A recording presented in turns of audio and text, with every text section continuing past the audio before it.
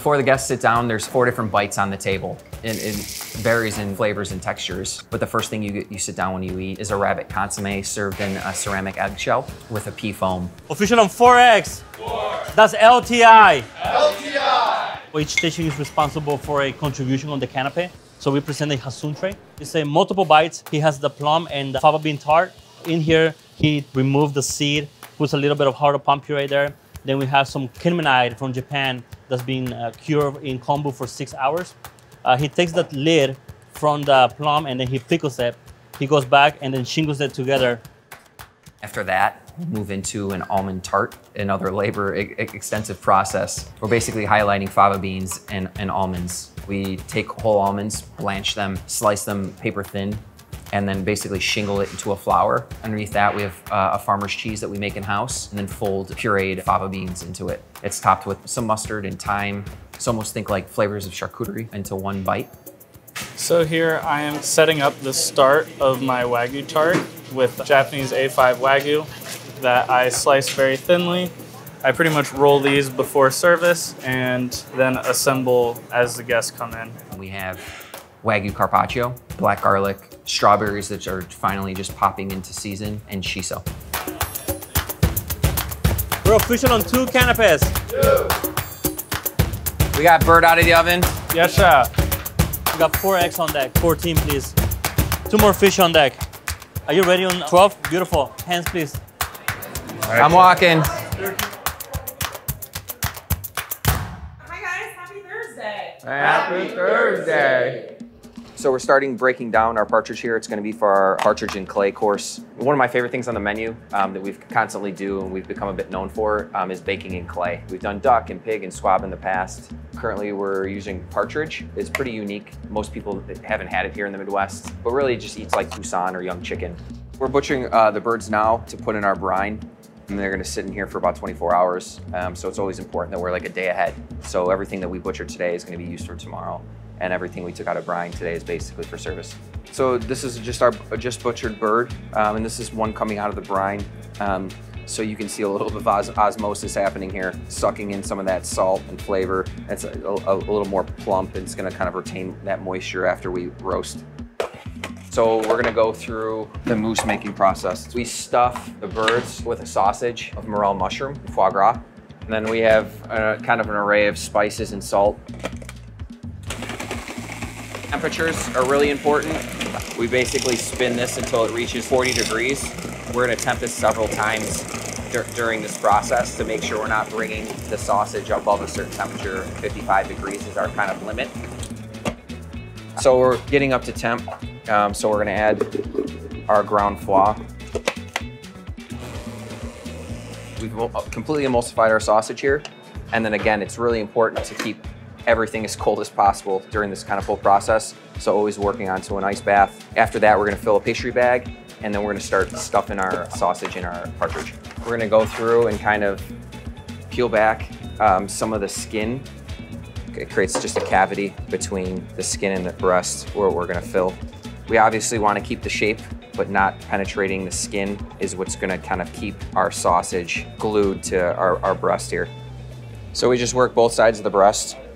And then after we fill, we kind of reshape to kind of ensure that we're keeping that kind of natural form. I'm currently roasting off this lettuce for our partridges. This lettuce kind of acts as a nice little barrier between our clay and the partridge itself so that you don't have just a bird covered in clay. Even though it is edible, it's not necessarily the tastiest thing. And so what I do here is I kind of push it down with this quarter sheet tray just to kind of make it easier to form around the bird itself and also add a little bit of char and flavor that will kind of add on to the partridge. So this is our clay for our partridge. We've used to sculpt these by hand with no mold and just use like compression mats for details. So we're kind of using this as our foundation to help streamline the process. You know, we were by no means the first people to roast in clay, but probably the crazy enough to sculpt. I didn't think I'd be doing a lot of the things that I do in my life here, but that's kind of the beauty of working here. I get to do all sorts of weird stuff, like working arts and crafts station. But I think it's really cool because there's a lot of like legitimate technique that goes into this dish. If our final product wasn't delicious and cooked properly, then this is pointless. The bird needs to sit in there in a relative position. We don't have much wiggle room here. We try to have our purveyor send us a reasonable size that's consistent, but there's no guarantee. So this is kind of the part that matters the most. I mean, I guess they all do, but this right here, if you don't line it up properly, it will come out very uneven. Your bird might be popping out of one side, and it's really important to really just kind of get on top of it and put it together, or else it'll really fall apart. Time for the big release.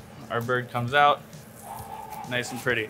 The juice is worth the squeeze here, but there's just another layer to the flavor here, just because it's like encased in itself. But we just air dry them next to the stove, and they sit here for a time, and then we refrigerate them. It's really about kind of keeping the moisture content out of the clay, because it'll pop and crack and explode. So we finally made one. You saw how long that took me to make. I have to make 8 more of these, so it takes a while.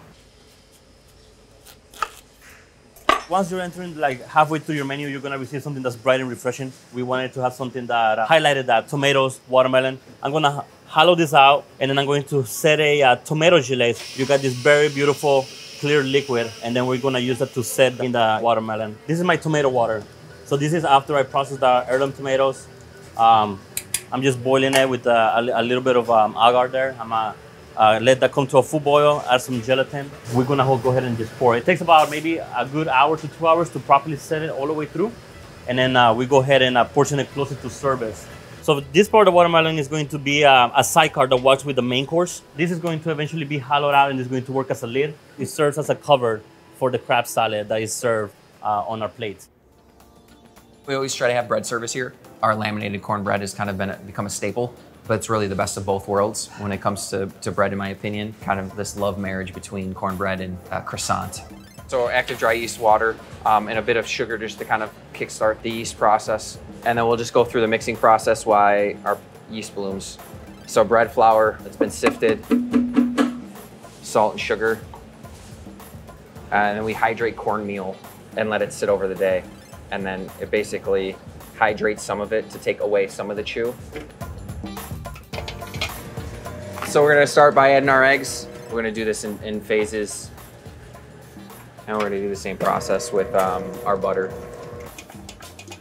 So we're gonna start emulsifying our butter in slowly but surely. And then this is gonna mix for about 20 minutes after. The most important part about this is the butter. You need European butter because there's not a lot of water content in it. Most American butter, they put water in it. It's really important that you just have fat here. Makes it less brittle when you're laminating and folding it on top of one another. So we're done mixing. We're gonna bulk ferment in the cooler overnight before we start our lamination process. So now we're moving into our Doversol. We turn this into like a rack, a Doversol rack, almost like a tomahawk. This is going to be one of the main entrees that you see on the menu. I start over here by just skinning it. The part that I'm showing right now is the bones I want to leave on. So I'm going to do the same thing on the other side. And you have like almost this fin at the end of the fish.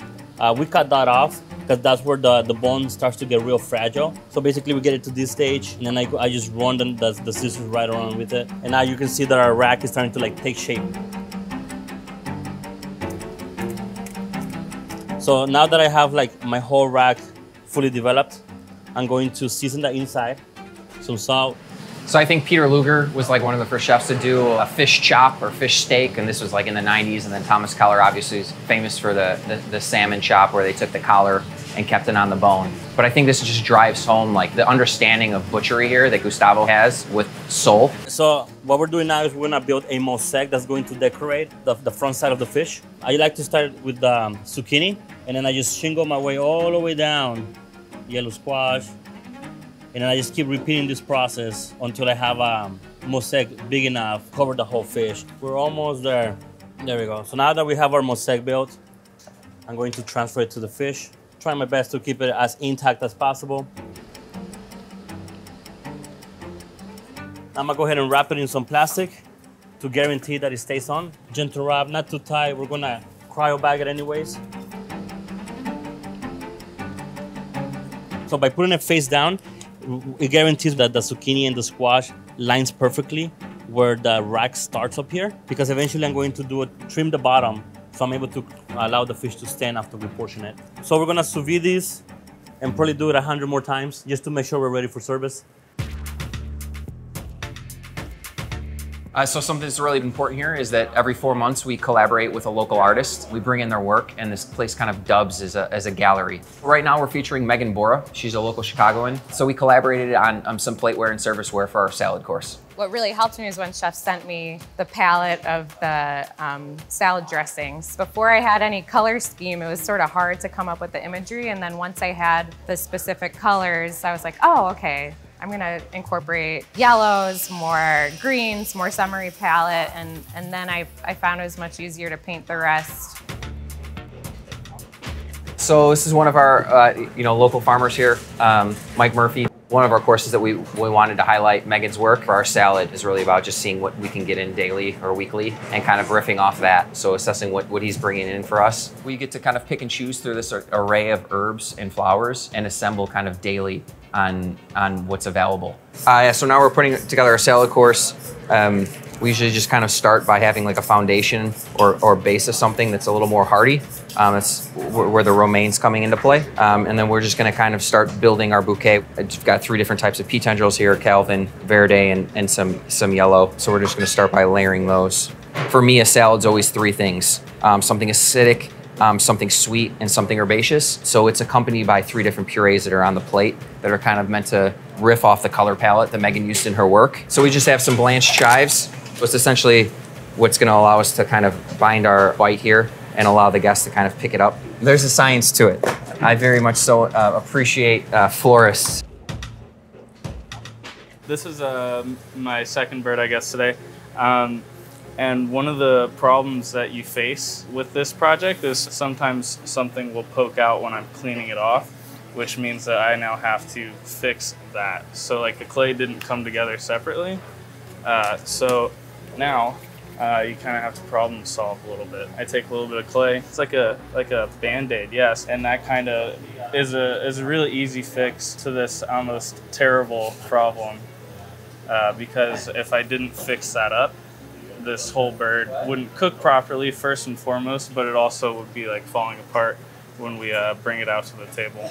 Tonight we have 8 tables with 29 guests. And that means that I have to do 8 birds in clay, and I will pick the rest up in a pan. It's a very physical process to make these. I'd say I've lost like 30 pounds just working clay station. So our dough bulk fermented overnight. It's nice and cold, and then we're gonna start the lamination process. We're just gonna roll this out to a nice long rectangle and then place our butter block in here. It's really important that you just take the extra time with sizing here and making sure your dough is the right length and thickness. So we're gently just kind of pounding out our butter. This is gonna just prevent any cracking if our butter's too cold, and just kind of provide even distribution of that butter block in the middle. You can see kind of all these beautiful layers with the kind of cornmeal studded throughout. Now we're gonna roll it out to kind of our desired thickness, start cutting and portioning into the size and shape we want, and we're gonna actually braid these today. We decided to braid it because we really wanted to exaggerate all the work that went into it, and this kind of allows that to be shown or seen from the diner. So as it's gonna proof, the dough is gonna expand, and then all those layers of butter will be exposed. The team comes in at 11. We do a full breakdown at 2:30. By 3 o'clock, staff meal comes out. The team takes 15-20 minutes to eat. We come back into the kitchen and finish the final steps of service. Let's go, break it down. Break it down. So every day at 4 o'clock, we run through all the sauces, purees, anything that's on the menu, and go through a tasting. It's always important to have more than just the chef's tasting throughout the day, just a kind of final approval. And more importantly, I think it's important that it's not just me, that we get as many mouths on each bite or sauce as possible to make sure there's nothing out of whack. Consommé is good. Manny, the rose needs acid. Sasha, your melon doesn't taste like anything. Get the chartreuse. Taste this. Yeah, your fennel puree, Isaac, needs salt. Noah, make sure your soup's the right consistency if that's the way it's seasoned. Great. So right before we get to 5 o'clock, if we haven't seen them come back with the adjustments, then we go over there and ask for it one more time. But for the most part, they're very good at like fixing it. So the dough result is not out. Isaac's going to go ahead and get it started. So it cooked for about 28 minutes. Cleaning the bones is definitely the harder part because it takes a little bit more finesse. I'm trimming the bottom so it'll stand upright on the plate. And then I'm going to blanch the bones for a couple of seconds just to loosen up that meat. This helps to release the meat in between the bones so you get a cleaner end product. One by one, the bones exposed. That tomahawk, the fish is basically almost all the way cooked. It's more like a medium rare right now. And then we temper it. And then on the official, we flash it on the steamer. So he got to clean the bones and then we portion it. And then that's it. And I'm just coming back with my knife here, and any tendon that's still on the bone, I'm trying to scrape off. We usually get about 4 to 5 portions per.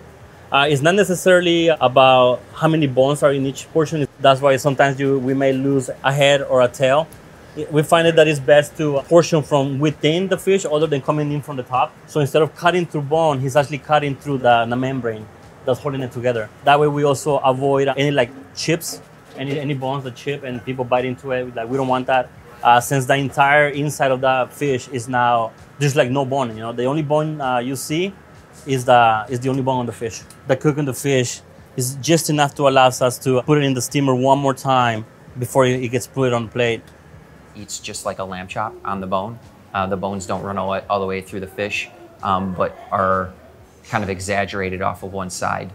And then we're kind of riffing off of Sol Veronique. As we talked about, there's always a lot of French influence here with Midwest or other flavors. For our salad course, we're always balancing 3 things: sweetness, acidity, and herbaceousness. So starting with the orange, we have cellar-aged carrots and fermented honey. And finally, some acid from rose and beet. Our salads are dressed in yuzu and some olive oil. So the guest is instructed to kind of pick up the bouquet with their hands and swipe or paint, and then kind of taste those 3 elements separately and then all together. Chefs, are we ready? Ready! Chefs! Chefs! Doors! Doors! We're official on 2 canapes. 2 eggs on deck. Hands, please, 1 person. 2 canapes to 17. 4 scallops on deck. You're going 2 eggs to 13. You're gonna go 2 canapes to 17. I need another tart on the fly, please. So this is for our clay partridge course. So the rest of the bird's processed back here before it goes out to the table. The legs were confit, and then we're gonna roast them in the same pan to kind of get some of the same flavors into our chanterelles.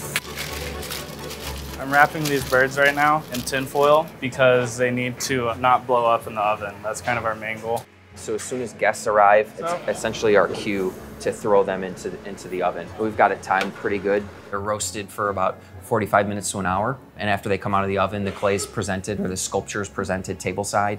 We put a napkin over it, break it open with a hammer, and use this kind of dramatic reveal of what was inside. We always sculpt to represent what's inside, so kind of the guest gets to see that and feel that at the table. So now we're moving on to the plating for the watermelon. So here's the crab salad. This is mainly where the acid on the dish is coming from.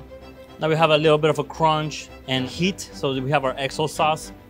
Some of the mustard from the crab, we use it to turn into this dressing. So we take all the scraps from the roasted watermelon when we're trimming it and portioning it, and we're able to blend that with the mustard until it cooks in the blender.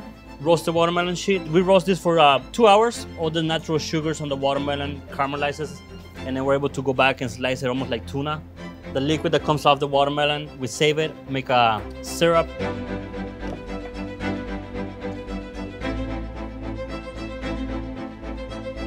So we have our watermelon gelée that we set earlier today. That's it. Then we're gonna take this to the table, we present it, and then we pour our broth.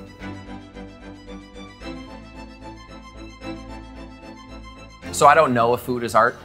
It's a conversation that's often had here. You know, I feel like at times it can be, but I feel like I love the craft so much to ever want to consider myself an artist. That would be odd and uncomfortable.